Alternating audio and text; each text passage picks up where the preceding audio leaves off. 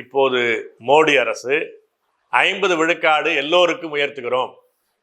இறுதி விழுக்காடு என்று பார்த்தால் இந்த 816 பேர், புதுசாக 543 பேர் மக்களவை உறுப்பினர் என்பது மொத்தம் 816 என்று உயரும்.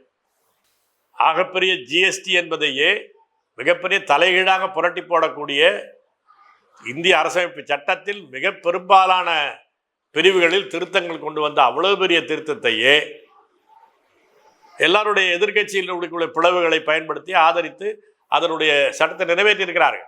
இன்றைக்கு வரை சிக்கலை நாம் அனுபவித்துக் கொண்டிருக்கிறோம்.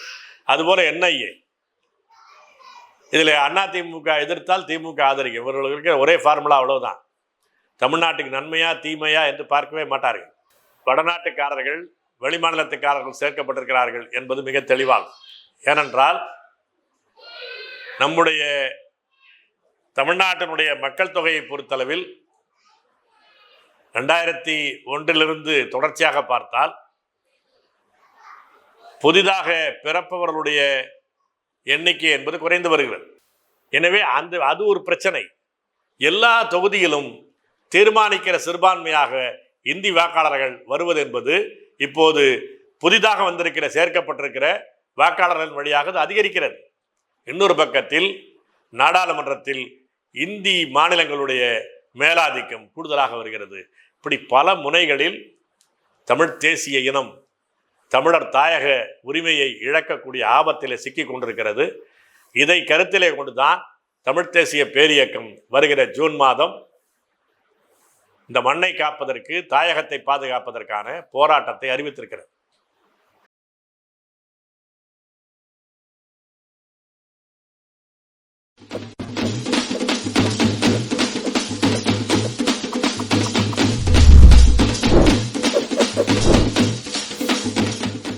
வணக்கம். தமிழர்களின் தாயக உரிமையின் மீதும் தமிழ்நாட்டின் அரசியல் உரிமையின் மீதும் புதிதாக ஒரு தாக்குதலை மோடி அரசு தொடுத்திருக்கிறது. ஏற்கனவே இந்திய தேர்தல் ஆணையத்தின் வழியாக எஸ்ஐஆர் என்பது தீவிர வாக்காளர் திருத்தம் என்பது செயல்படுத்தப்பட்ட போது அது தமிழ்நாட்டில் இந்தி வாக்காளர்களை, வெளி மாநில வாக்காளர்களை திணிப்பதற்கான சூதான முயற்சி என்பதை வெளிப்படுத்தி தமிழ் தேசிய பேரியக்கத்தின் சார்பில் சென்னையிலும் திருச்சியிலும் பெருந்திரள் ஆர்ப்பாட்டத்தை நடத்தினோம். அந்த எஸ்ஐஆரின் வழியாக புதிதாக 28 லட்சம் வாக்காளர்கள் நிகரமாக சேர்க்கப்பட்டிருக்கிறார்கள். அந்த 28 லட்சம் வாக்காளர்கள் சேர்க்கப்பட்ட மாவட்டங்களை பார்த்தாலே வடநாட்டுக்காரர்கள், வெளிமாநிலத்துக்காரர்கள் சேர்க்கப்பட்டிருக்கிறார்கள் என்பது மிக தெளிவாகும். ஏனென்றால் நம்முடைய தமிழ்நாட்டினுடைய மக்கள் தொகையை பொறுத்தளவில் 2001 தொடர்ச்சியாக பார்த்தால் புதிதாக பிறப்பவர்களுடைய எண்ணிக்கை என்பது குறைந்து வருகிறது. இந்தியாவினுடைய சராசரி ஃபெர்டிலிட்டி ரேட் என்பார்கள், ஒரு பெண்ணினுடைய குழந்தை பிறப்பு விகிதம் என்பது 2.1 என்ற நிலையில் இருந்தால் பிறப்பும் இறப்பும் சமநிலையில் இருக்கும், மக்கள் தொகை பெருக்கமும் இருக்காது சுருக்கமும் இருக்காது என்ற நிலையில் 2.1 என்பது டிஎஃப்ஆர் என்று குறிப்பாக சொல்வார்கள், டோட்டல் ஃபெர்டிலிட்டி ரேட் என்று. தமிழ்நாட்டில் அது இந்திய சராசரியான 2.1க்கு கீழே 1.4 என்ற அளவுக்கு போய்விட்டது. கணவன் மனைவி 2 பேர், அந்த 2 பேருக்கு 2 குழந்தைகள் பிறந்தால் 2 பேருக்கு 2 பேர் என்ற சமநிலை பாதுகாக்கப்படுகிறது என்று பொருள். அதற்கு கீழே போனால் பிறப்பு விகிதம் குறைகிறது, மக்கள் தொகை சுருக்கம் நிகழ்கிறது என்று பொருள். அந்த வகையில் தமிழ்நாட்டினுடைய டிஎஃப்ஆர் என்பது, இந்த குழந்தை பெற்றுக்கொள்ளக்கூடிய விகிதம் என்பது 1.4. அதே நேரத்தில் பீகாரிலே 3, உத்தரப்பிரதேசத்திலே 2.6, மத்திய பிரதேசத்திலே 2.2 என்று எல்லாம் இந்திய சராசரிக்கு மேலே இருக்கக்கூடிய மாநிலங்கள் மிக பெரும்பாலும் இந்தி மாநிலங்கள். அதனுடைய பொருள் என்ன? இந்தி மக்கள் தொகை பெருகி வருகிறது, தமிழர்களுடைய தொகை சுருங்கி வருகிறது, தமிழர்களுடைய மக்கள் தொகை சுருங்கி வருகிறது என்று பொருள். ஆனால் இந்த மக்கள் தொகை சுருங்கி வருகிற அதே நேரத்தில் வாக்காளர் எண்ணிக்கை 28 லட்சம் பேர் புதிதாக இருக்கிறது என்று சொன்னால் அதனுடைய பொருள் என்ன? இதை சரிபார்த்துக் கொள்வதற்கான இன்னொரு கணக்கு இருக்கிறது. இந்த 22 லட்சம் நிகரமான வாக்காளர்கள் பெருக்கம் என்பது எந்தெந்த மாவட்டங்களில் நடந்திருக்கிறது என்று பார்த்தாலே அது புரியும். எந்தெந்த இடங்களிலே தொழில் வளர்ச்சி, தொழில் திணிப்பு என்பது அதிகமாக இருக்கிறதோ அந்த மாவட்டங்களில் செங்கல்பட்டு, திருவள்ளூர், காஞ்சிபுரம், கோயம்புத்தூர், திருப்பூர், ராணிப்பேட்டை, இந்த மாவட்டங்களில்தான் இந்த வாக்காளர் தொகை பெருக்கம் என்பது நிகழ்ந்திருக்கிறது. அதனுடைய பொருள் என்ன? அந்த மாவட்டங்களில்தான் அந்த மக்கள் தொகை வீக்கம் என்பது திடீரென்று அதிகரித்திருக்கிறது. தமிழர்களுடைய பிறப்பு விகிதம் குறைந்து வருகிற போது மக்கள் தொகை பெருக்கம் என்பது இந்த மாவட்டங்களில் அதிகரிக்கிறது சொன்னால் அதனுடைய பொருள் என்ன? வெளி மாநிலத்துக்காரர்கள் வந்து குவிந்திருக்கிறார்கள், அவர்கள் இங்கேயே வாக்காளர் அட்டை வாங்கிவிட்டார்கள் என்று பொருள். இந்த வாக்காளர் அட்டை, இந்த வாக்காளர் அந்த பட்டியல், இறுதி பட்டியல் வெளியிட்டதற்கு பிறகு இந்திய தேர்தல் ஆணையம் ஒரு வாய்ப்பை வழங்கியது. இந்த வாக்களிப்புக்கான வேட்பாளர் வாபஸ் பெறுகிற வரையில், அந்த தேதி வரையிலும் புதிதாக வாக்காளர்கள் சேர விரும்பினால் முறையான படிவத்தில் அதை பூர்த்தி செய்து புதிதாக வாக்காளர்கள் சேர்ந்து கொள்ளலாம். வேட்பாளர்கள் மனுவை வாபஸ் பெறுகிற நாள் வரையிலும் அந்த வாய்ப்பு உண்டு என்று அறிவித்தார்கள். 2 நாட்களுக்கு முன்னாலே அந்த நாள் முடிந்திருக்கிறது. இந்த இடைப்பட்ட காலத்தில் பிப்ரவரி 23 இந்த வாபஸ் பெறுகிற நாள் வரையிலும் 6.35 லட்சம், 6,35,000 புதிய வாக்காளர்கள் சேர்க்கப்பட்டிருக்கிறார்கள் தமிழ்நாட்டில். இவர்களில் 18-19 வயது உடையவர்கள் என்ற கணக்கில் 2,08,000 பேர் தான் வருகிறார்கள். 6,35,000 பேர் புதிதாக சேர்க்கப்பட்டிருக்கிறார்கள். எப்போது? பிப்ரவரி 23 பிறகு, அந்த இறுதியான வரைவு பட்டியல் வெளியானதற்கு பிறகு, இந்த இடைப்பட்ட அந்த 1.5 மாதத்தில் புதிதாக 6,35,000 பேர் புதிய வாக்காளர்களாக இணைந்திருக்கிறார்கள். அதில் 2,08,000 பேர் தான் 18 வயது 19 வயது உடைய புதிய வாக்காளர்கள், இளம் வாக்காளர்கள். மற்றவர்களெல்லாம் கிட்டத்தட்ட 4 லட்சத்துக்கு மேற்பட்டவர்கள் இந்த 18-19 வயதுக்கு மேலானவர்கள். இது நிகழ்ந்திருக்கிற மாவட்டங்களை பார்த்தால் அது எல்லாமே இதே மாவட்டங்கள் தான். செங்கல்பட்டு, திருவள்ளூர், காஞ்சிபுரம், திருப்பூர், கோவை, ராணிப்பேட்டை, இதே மாவட்டங்களில் தான் இந்த 6,25,000 பேரில் அதிகம் புதிதாக சேர்க்கப்பட்டிருப்பது அங்கேதான் அதிகம். இந்த 18-19 வயதுடைய வாக்காளர்களிலும் அதிகம் பேர் இங்கே தான். இன்னொரு புள்ளி விவரத்தை பார்க்கலாம். கடந்த ஆண்டு இந்திய அரசினுடைய மக்கள் தொகை கணக்கீட்டு துறை ஒரு இடைக்கால அறிக்கையை வெளியிட்டது. அதன்படி பிறப்பு விகிதத்திற்கும் இறப்பு விகிதத்திற்குமான இடைவெளி என்ன, எந்தெந்த மாநிலங்களில் எப்படி இருக்கிறது என்பதை பற்றி அளித்திருந்தார்கள். பிறப்பு விகிதத்தை விட இறப்பு விகிதம் அதிகமாக இருப்பது என்பது எல்லா மாநிலங்களிலும் இருக்கிறது. அதிலே இந்தியாவிலேயே அதிகமாக மொத்தமுள்ள 37 மாவட்டங்களில் 17 மாவட்டங்களில் தமிழ்நாட்டில்தான் பிறப்பு விகிதத்தை விட இறப்பு விகிதம் அதிகம். இந்த 17 மாவட்டங்களில் பிறப்பு விகிதம், ஏற்கனவே பிறப்பு விகிதம் குறைந்திருக்கிறது. இங்கே பொதுவாக தமிழ்நாட்டில் வாழ்நாள் என்பது, சராசரி வாழ்நாள் என்பது அதிகரித்துக் கொண்டிருக்கிறது. இதெல்லாம் ஒரு பக்கம். இறப்பு விகிதம், நோய்வாய்ப்பட்டு இறப்பது அல்லது வயது முதிர்வு காரணமாக இறப்பது என்ற இறப்பு விகிதம் பிறப்பு விகிதத்தை விட அதிகமாக இருப்பது என்பது எல்லா மாநிலங்களும் இருக்கிறது. ஆனால் 37 மாவட்டங்களில் 17 மாவட்டங்களில் இறப்பு விகிதம் கூடுதலாக இருக்கிற முதன்மையான மாநிலமாக தமிழ்நாடு தான் இருக்கிறது. இந்தியாவிலேயே இறப்பு விகிதம் கூடுகிறது, பிறப்பு விகிதம் குறைகிறது. ஆனால் மக்கள் தொகையினுடைய சுருக்கம் நிகழ்ந்து கொண்டிருக்கிறது. ஆனால் வாக்காளர் எண்ணிக்கை அதிகரித்துக் கொண்டிருக்கிறது. ஒட்டுமொத்த தமிழ்நாட்டினுடைய மக்கள் தொகை பெருக்கம் உயர்ந்து கொண்டிருக்கிறது சொன்னால் அதனுடைய பொருள் என்ன? இது வெளியாரின் வேட்டைக்காடாக மாறிக்கொண்டிருக்கிறது. வெளி மாநிலத்துக்காரர்கள், இந்திக்காரர்கள் அதிகமாக இங்கே வாக்காளர்களாக மாறிக்கொண்டிருக்கிறார்கள் என்று பொருள். ஒவ்வொரு தொகுதியிலும் ஏற்கனவே குறைந்தபட்சம் 20,000 வாக்காளர்கள், இந்திக்காரர்கள், வெளிமாநிலத்து வாக்காளர்கள் இருக்கிறார்.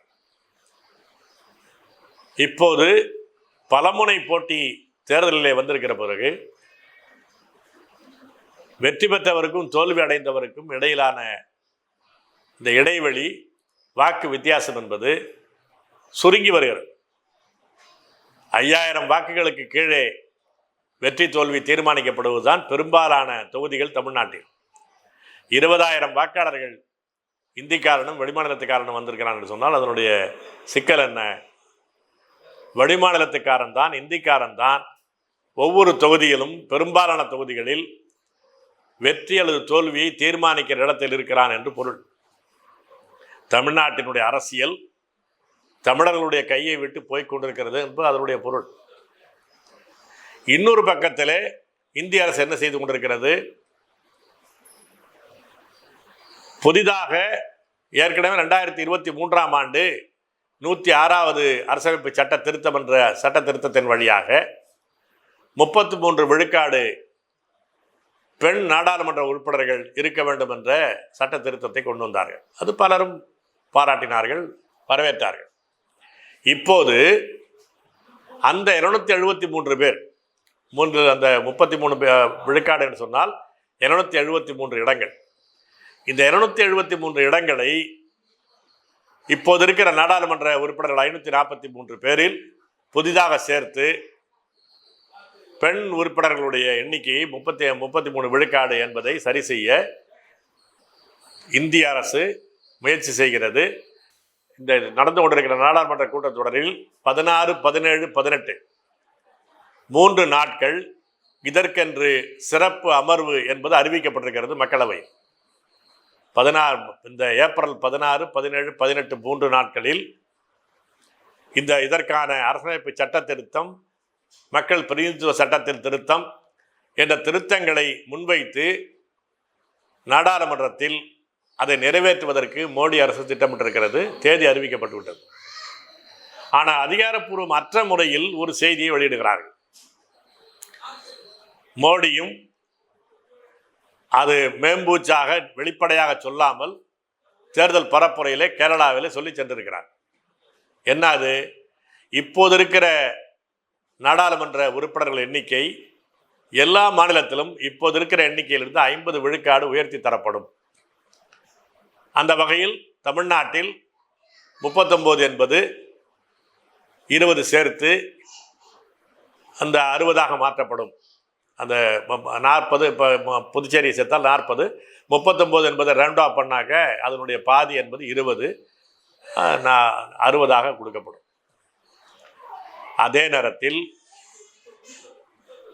இந்த உத்தரப்பிரதேசத்தினுடைய எண்ணிக்கை என்னவா இருக்கும்? ஏற்கனவே 80 இருக்கிறது. உத்தரப்பிரதேசனுடைய நாடாளுமன்ற மக்களவை உறுப்பினர் எண்ணிக்கை என்பது 80, அது 120ஆக மாறும். பீகார் 40, 60ஆக மாறும். மத்திய பிரதேசம் 29, 30ஆக மாறும். 29, 40ஆக மாறும். இப்படி ஒன்றொன்றும் எல்லா மாநிலங்களுக்கும் ஒரே விகிதத்தின் அடிப்படையில் 50 விழுக்காடு தான் உயர்த்தி இருக்கிறேன். எனவே ஏற்கனவே இருக்கிற விழுக்காடு குறையாது என்ற முன்மொழிவை வைத்திருக்கிறார்கள். பிரச்சனை என்ன? ஏற்கனவே இது பற்றி விவாதம் வந்தபோது இந்த திராவிட மாடல் என்று பேசுகிற மு.க. ஸ்டாலின் அரசு அனைத்து கட்சி கூட்டத்தை கூட்டினார்கள் இந்த பிரச்சனை பற்றி விவாதிப்பது. அதில் என்ன தீர்மானம்? ஒருமனதான தீர்மானம். அதிமுக உட்பட நிறைவேற்றியிருக்கிற தீர்மானம் என்ன? இப்போது இருக்கிற 543 என்று இருக்கிற நாடாளுமன்றத்தினுடைய மக்களவை உறுப்பினர் எண்ணிக்கையை அதிகரிக்கக்கூடாது. இப்போது இருக்கிற 39 என்ற எண்ணிக்கையை தமிழ்நாட்டிற்கு குறைக்கக்கூடாது. அடுத்தது என்ன செய்திருக்கிறார்கள்?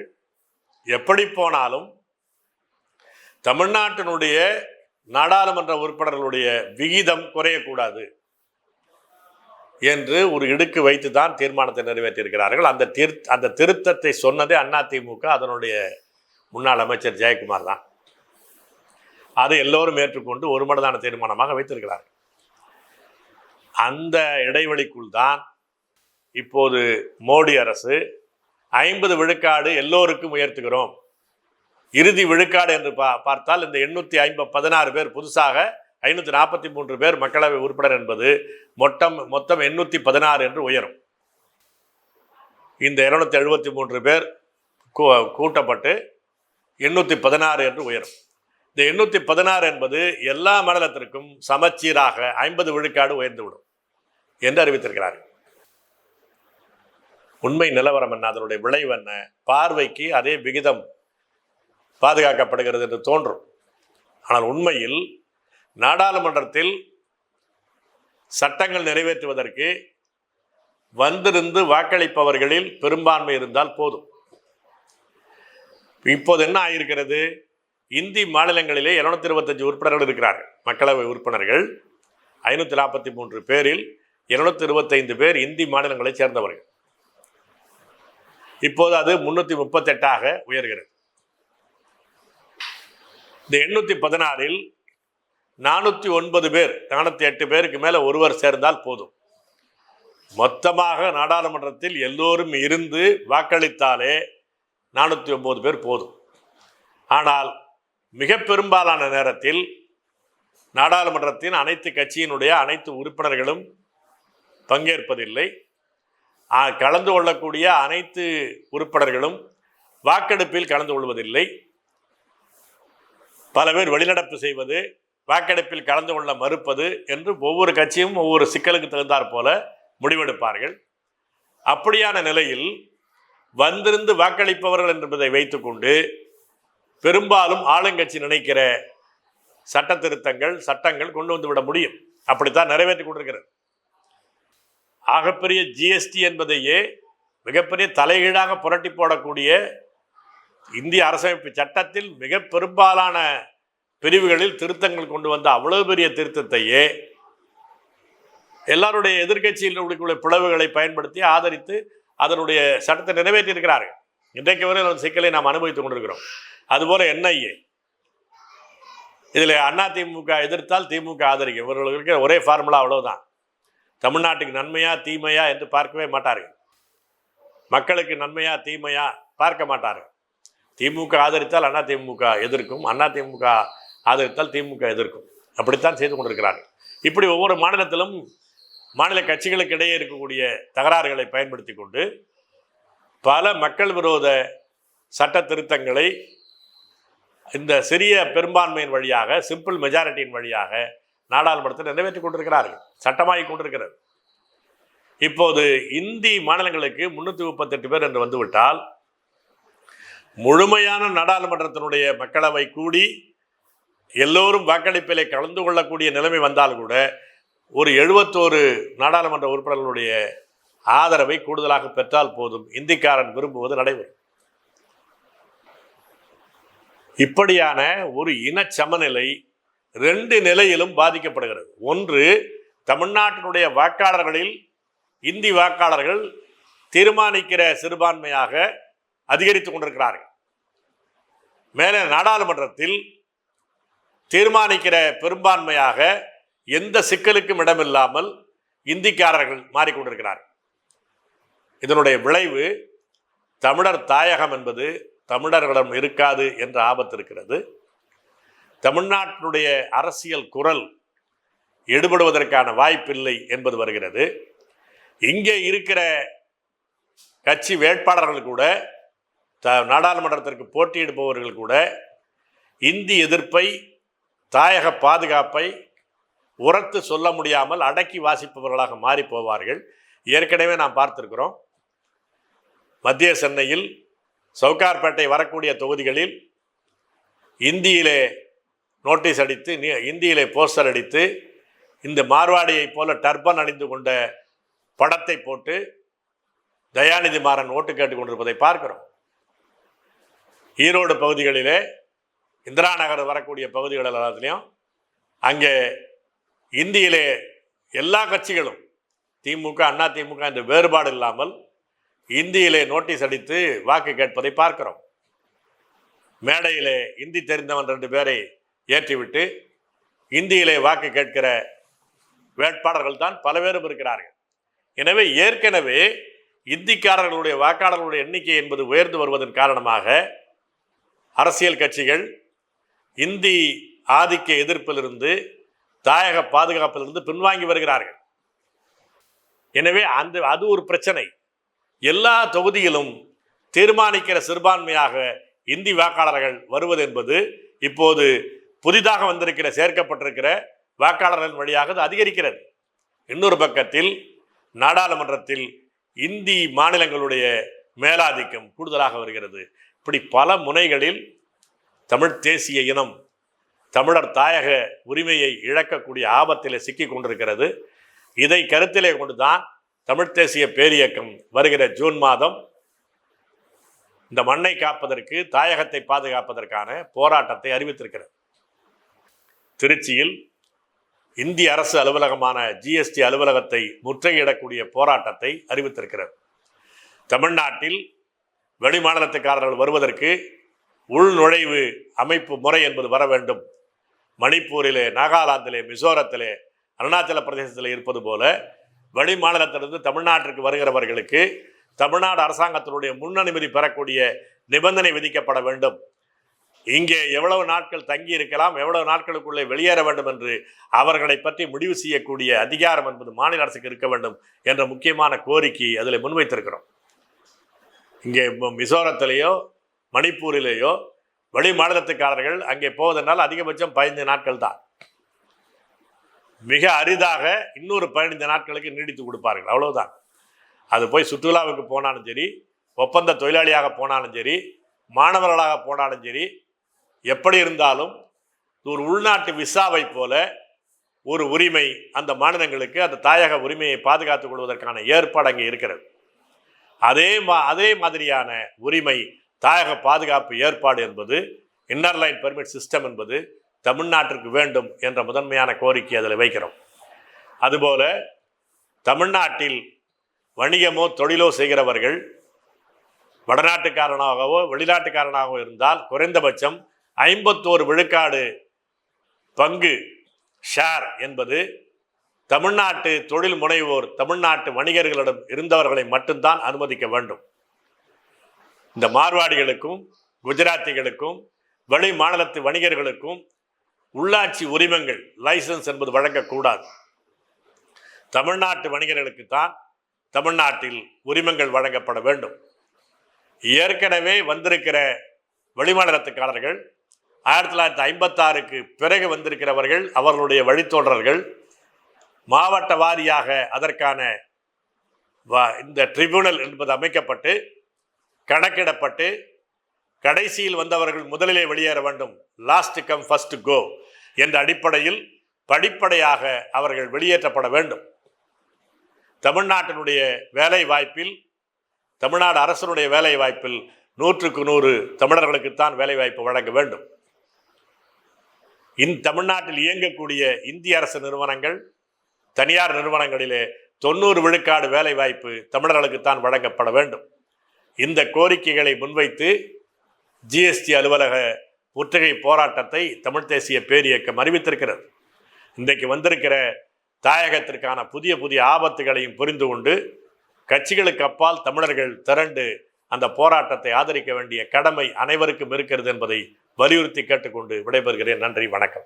இவ்வாறான பல செய்திகளை, பல சிக்கல்களுக்கு விடை கிடைக்கக்கூடிய செய்திகளை தமிழர் நோட்டம் வலைவழியில் வெளிப்படுத்தி வருகிறோம். இது தற்சார்பாக செயல்படுவதற்கு நிதி தேவைப்படுகிறது.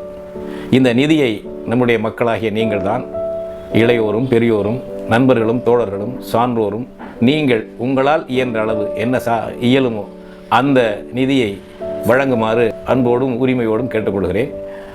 உங்களுக்கு நன்றி உணர்வோடும் பொறுப்புணர்வோடும் தமிழர் கண்ணோட்டம் செயல்படும் என்பதை உறுதி தெரிவித்துக் கொள்கிறேன். நன்றி, வணக்கம்.